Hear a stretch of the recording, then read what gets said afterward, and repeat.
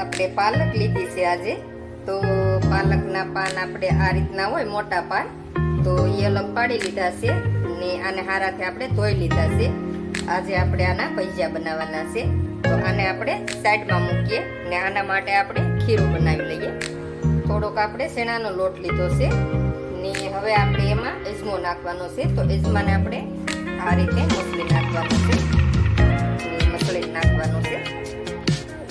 સ્વાદ પ્રમાણે આપણે એમાં મીઠું નાખવાનું છે. થોડીક આપણે હળદર નાખવાની છે, કેમ કે કલર સારો આવે એ માટે આપણે હળદર નાખવાની છે. થોડીક આપણે હિંગ નાખવાની છે. 1 ચમચી આપણે લાલ મરચું નાખવાનું છે.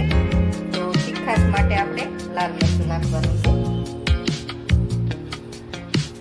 હવે આપણે લીલા ધાણા નાખવાના છે. હવે એમાં આપણે લીંબુનો રસ નાખવાનો છે. થોડોક આપણે ખારો નાખવાનો છે. હવે આપણે એમાં પાણી નાખવાનું છે. પાણી આપણે થોડુંક નાખવાનું છે. પેલું થોડું પાણી નાખીને આ રીતે આપણે ગોળ બનાવી લઈએ.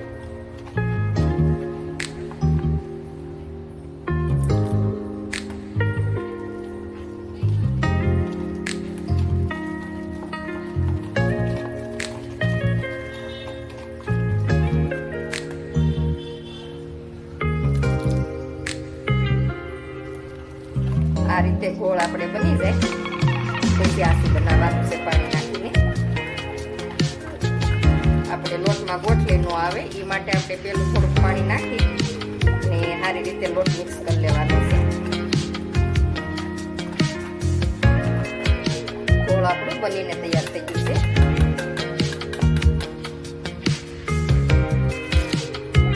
હવે આપણે તેલ આવી ગયું છે.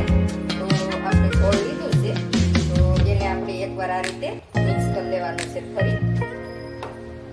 હવે આપણે એક પાંદડું લઈ લેવાનું છે ને આ રીતે આપણે લોટમાં બોળી ને આ રીતે આપણે મૂકી દેવાના છે. તો આપણે આમાં જેટલા માય એ પ્રમાણે આપણે કઢાઈ હોય એ પ્રમાણે તમારે મૂકી દેવાના. તો આ રીતે આપણે એક પાંદડું લઈને જ આપણે મૂકવાનું છે. પાંદડું આપણે સારી રીતે કોટ કરી દેવાનું છે લોટમાં.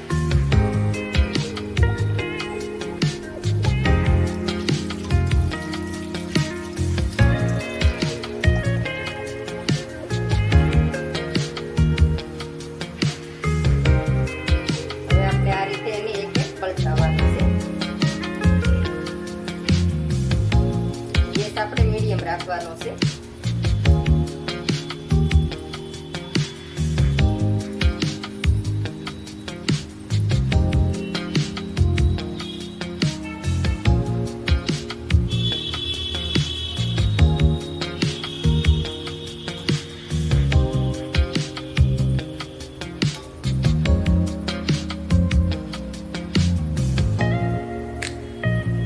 ફૂટી ન જાય એ રીતે આપણે આ રીતે એક તેલ નીતરી ને કાઢી લેવાના છે.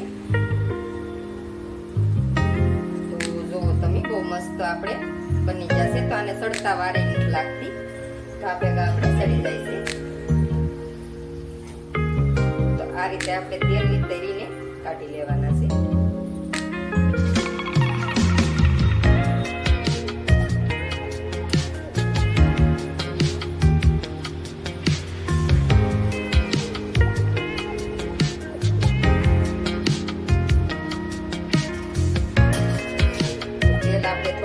આવી ગયું છે એટલે ગેસ આપણે ધીમો કરી દઈએ. આપણે આ બીજા પાંદડા છે તો એ આપણે આ રીતે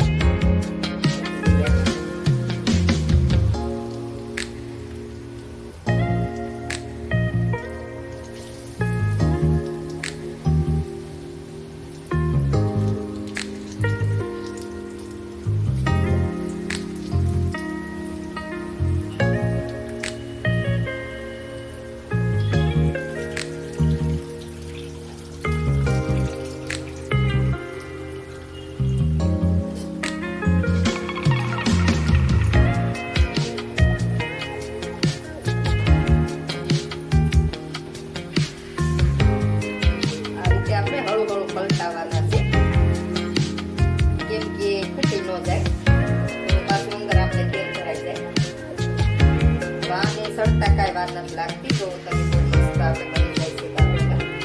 તો આ રીતે આપણે બધા ભજીયા બનાવી લઈએ પાનના.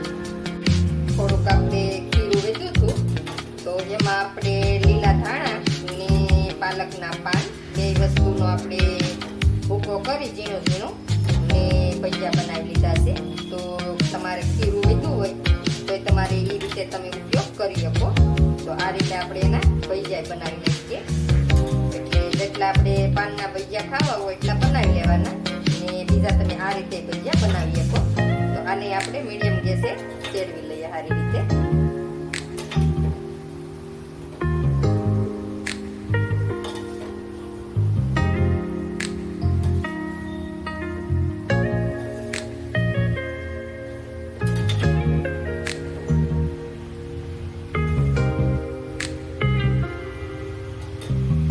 આપણે સડીને રેડી થઈ ગયા છે.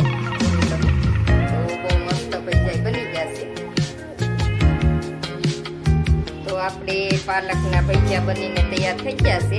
તો જોવો તમે બહુ મસ્ત બની ગયા છે ને આ રીતે બનાવી ને જરૂર ટ્રાય મારજો.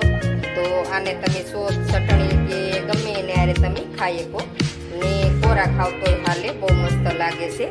તો આ રીતે બનાવીને જરૂર ટ્રાય મારજો. કેવા બને કેવા નહીં તો કોમેન્ટમાં મને જરૂરથી ને કહેજો. ને મારા વિડીયા ગમતા હોય તો લાઈક શેર ને સબસ્ક્રાઈબ કરવાનું નહીં ભૂલતા.